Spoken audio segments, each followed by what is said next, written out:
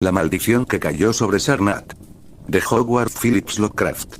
Existe en la tierra de Nar un lago vasto de aguas tranquilas al que ningún río alimenta y del cual tampoco fluye río alguno. En sus orillas se alzaba, hace 10.000 años, la poderosa ciudad de Sarnath, mas hoy ya no existe allí ciudad alguna.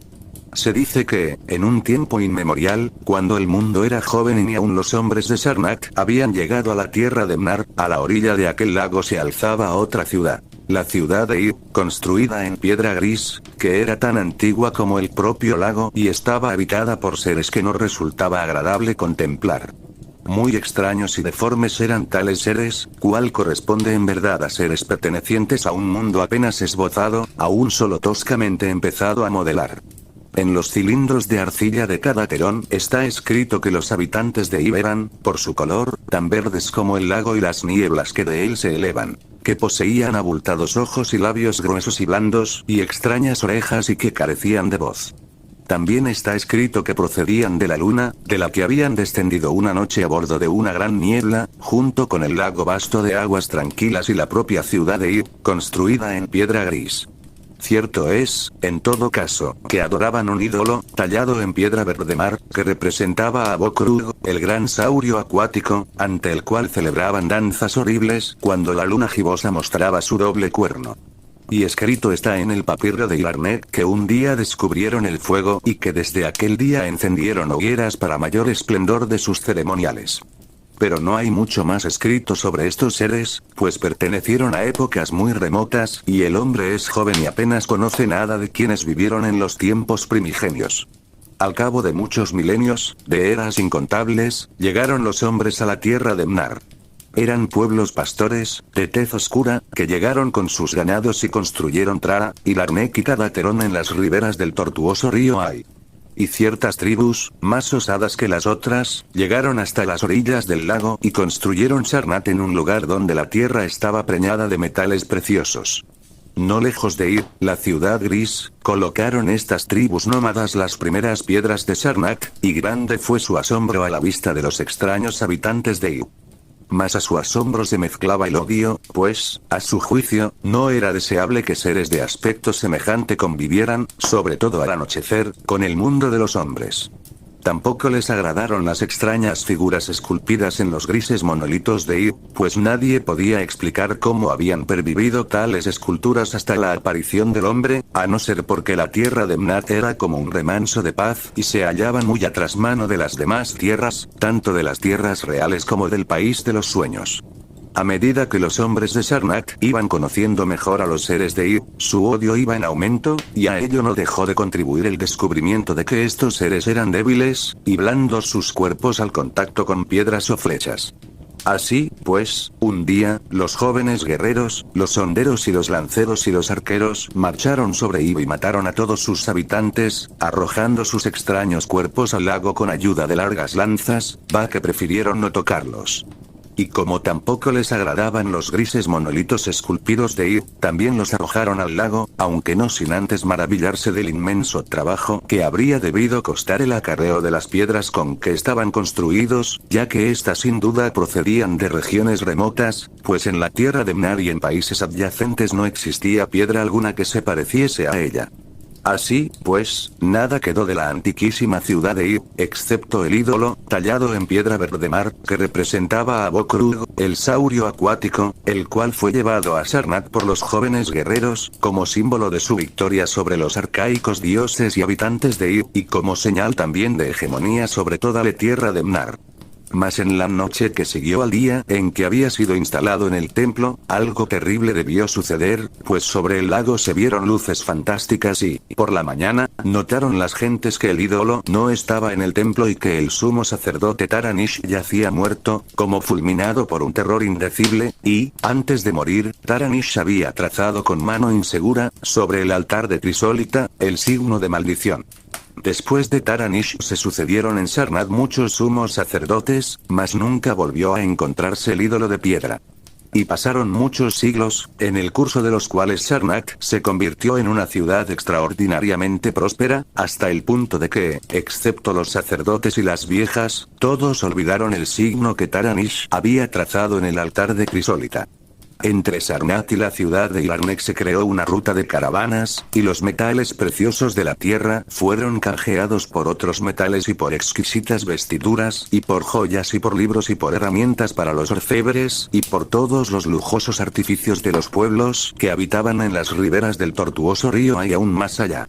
Y así creció Sarnath, poderosa y sabia y bella, y envió ejércitos invasores que sojuzgaron las ciudades vecinas. Y, por fin, en el trono de Sarnath se sentaron reyes que gobernaban toda la tierra de Mnar y muchos países adyacentes.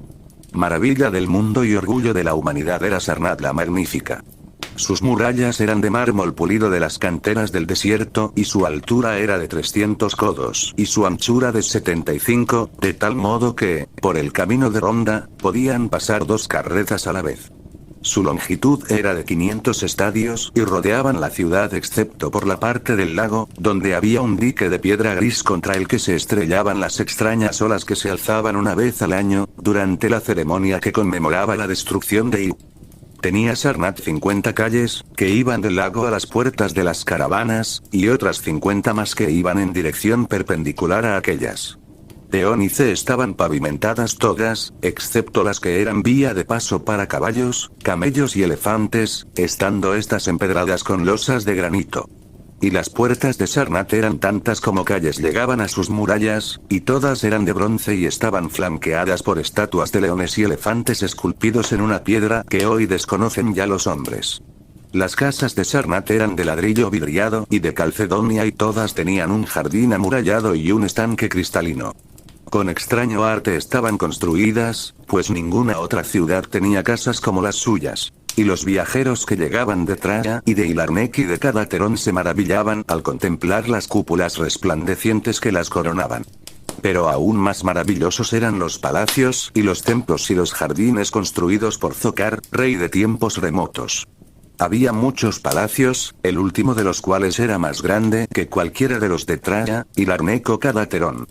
Tan altos eran sus techos que, a veces, los visitantes imaginaban hallarse bajo la bóveda del mismo cielo. Sin embargo, cuando encendían sus lámparas alimentadas con aceites de tóter, las paredes mostraban vastas pinturas que representaban reyes y ejércitos de tal esplendor que quien las contemplaba sentía asombro y pavor a la vez. Muchos eran los pilares de los palacios, todos de mármol veteado y cubiertos de bajorrelieves de insuperable belleza. Y en la mayor parte de los palacios, los suelos eran mosaicos de berilio y lapislázuli y sardónice y carbunclo y otros materiales preciosos, dispuestos con tanto arte que el visitante a veces creía caminar sobre macizos de las flores más raras. Y había asimismo fuentes que arrojaban agua perfumada en surtidores instalados con sorprendente habilidad. Más superior a todos los demás era el palacio de los reyes de Mnar y países adyacentes. El trono descansaba sobre 2 leones de oro macizo y estaba situado tan alto que, para llegar a él, era preciso subir una escalinata de muchos peldaños. Y el trono estaba tallado en una sola pieza de marfil y ya no vive hombre que sepa explicar de dónde procedía pieza de tal tamaño. En aquel palacio había también muchas galerías y muchos anfiteatros donde leones, hombres y elefantes combatían para solaz de los reyes. A veces, los anfiteatros eran inundados con aguas traídas del lago mediante poderosos acueductos y entonces se celebraban allí justas acuáticas o combates entre nadadores y mortíferas bestias del mar. Altivos y asombrosos eran los 17 templos de Sarnath, construidos en forma de torre con piedras brillantes y policromas desconocidas en otras regiones. 1000 codos de altura medía el mayor de todos, donde residía el sumo sacerdote, rodeado de un boato apenas superado por el del propio rey. En la planta baja había salas tan vastas y espléndidas como las de los palacios. En ellas se agolpaban las multitudes que venían a adorar a Zocalar y a Tamash y a Lobón, dioses principales de Sarnath, cuyos altares, envueltos en nubes de incienso, eran como tronos de monarcas. Las imágenes de Zocalar, de Tamash y de Lobón tampoco eran como las de otros dioses, pues tal era su apariencia de vida que cualquiera habría jurado que eran los propios dioses augustos, de rostros barbados, quienes se sentaban en los tronos de marfil.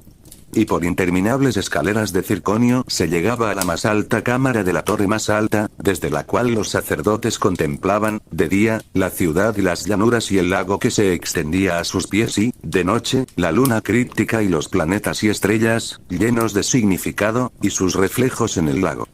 Allí se celebraba un rito, arcaico y muy secreto, en execración de Bokrug, el saurio acuático, y allí se conservaba el altar de crisólita con el signo de maldición trazado por Taranish. Maravillosos asimismo eran los jardines plantados por Zokar, rey de tiempos remotos. Se hallaban situados en el centro de Sarnath, ocupando gran extensión de terreno, y estaban rodeados por una elevada muralla. Se hallaban protegidos por una inmensa cúpula de cristal, a través de la cual brillaban el sol, la luna y los planetas cuando el tiempo era claro, y de la cual pendían imágenes refulgentes del sol, de la luna, de las estrellas y de los planetas cuando el tiempo no era claro. En verano, los jardines eran refrigerados mediante una fresca brisa perfumada producida por grandes aspas ingeniosamente concebidas, y en invierno eran caldeados mediante fuegos ocultos, de tal modo que en aquellos jardines siempre era primavera. Entre prados verdes y macizos multicolores corrían numerosos riachuelos de lecho pedregoso y brillante, cruzados por muchos puentes. Muchas eran también las cascadas que interrumpían su plácido curso y muchos los estanques, rodeados de lirios, en que sus aguas se remansaban. Sobre la superficie de arroyos y remansos se deslizaban blancos cisnes, mientras pájaros raros cantaban en armonía con la música del agua. Sus verdes orillas se elevaban formando terrazas geométricas, adornadas aquí y allá con rotondas y emparrados florecidos, con bancos y sitiales de pórfido y mármol. Y también había profusión de templetes y santuarios donde reposar, donde rezar, mas solo a los dioses menores. Todos los años se celebraba en Sarnath una fiesta que conmemoraba la destrucción de Ib, durante la cual abundaban vino, canciones, danzas y juegos de todas clases. Rendíanse también honores a las sombras de los que habían aniquilado a los extraños seres primordiales, y el recuerdo de tales seres y de sus dioses arcaicos se convertía en objeto de mofa por parte de danzantes y violinistas coronados con rosas de los jardines de Zokar. Y los reyes contemplaban las aguas del lago y maldecían los huesos de los muertos que yacían bajo su superficie. Grandiosa, más allá de todo cuanto pueda imaginarse, fue la fiesta con que se celebró el milenario de la destrucción de Ib. Más de un decenio llevaba hablándose de ella en la tierra de Mnari. Cuando se aproximó la fecha, llegaron a Sarnath, a tomos de caballos, camellos y elefantes, los hombres de Traya, de Ilarnet, de Cadaterón y de todas las ciudades de Mnar y de los países que se extendían más allá de sus fronteras. Cuando llegó la noche señalada, ante las murallas de mármol se alzaban ricos pabellones de príncipes y sencillas tiendas de viajeros. En el salón de banquetes, Nargisei, el monarca, se embriagaba, reclinado, con vinos antiguos procedentes del saqueo de las bodegas de Bnot, y a su alrededor comían y bebían los nobles y afanábanse los esclavos.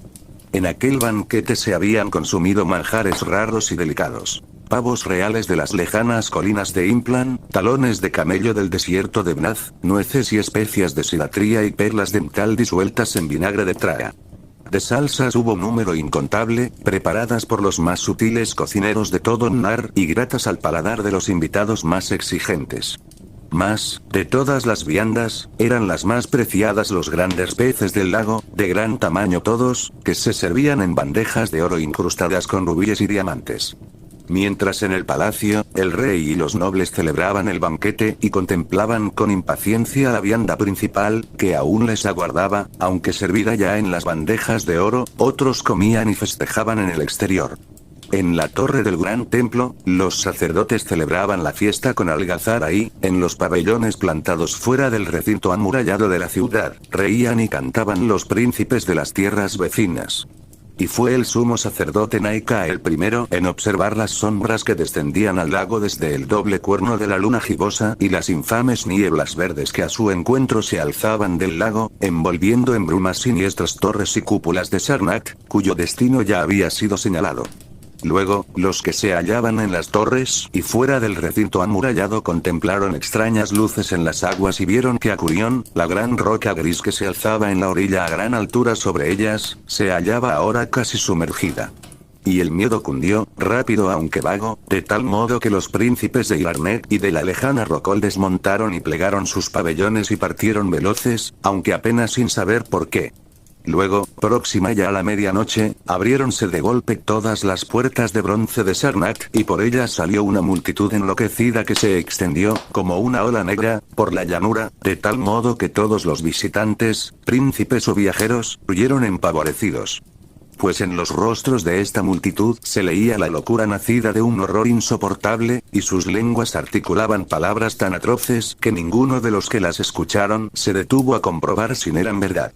Algunos hombres de mirada alucinada por el pánico gritaban a los cuatro vientos lo que habían visto a través de los ventanales del salón de banquetes del rey, donde, según decían, ya no se hallaban Nargise ni sus nobles ni sus esclavos, sino una horda de indescriptibles criaturas verdes, de ojos protuberantes, labios flácidos y extrañas orejas y carentes de voz. Y estos seres danzaban con horribles contorsiones, portando en sus zarpas bandejas de oro y pedrería de las que se elevaban llamas de un fuego desconocido.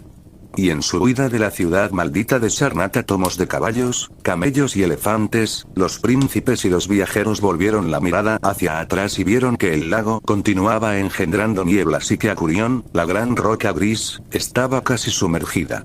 A través de toda la tierra de Mnar y países adyacentes se extendieron los relatos de los que habían logrado huir de Sarnath, y las caravanas nunca más volvieron a poner rumbo a la ciudad maldita, ni codiciaron ya sus metales preciosos.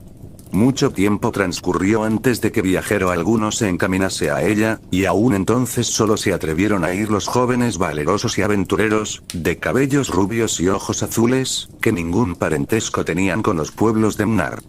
Cierto que estos hombres llegaron al lago impulsados por el deseo de contemplar Sarnath, mas, aunque vieron el lago vasto de aguas tranquilas y la gran roca Acurión, que se elevaba en la orilla a gran altura sobre ellas, no les fue dado contemplar la maravilla del mundo y orgullo de la humanidad.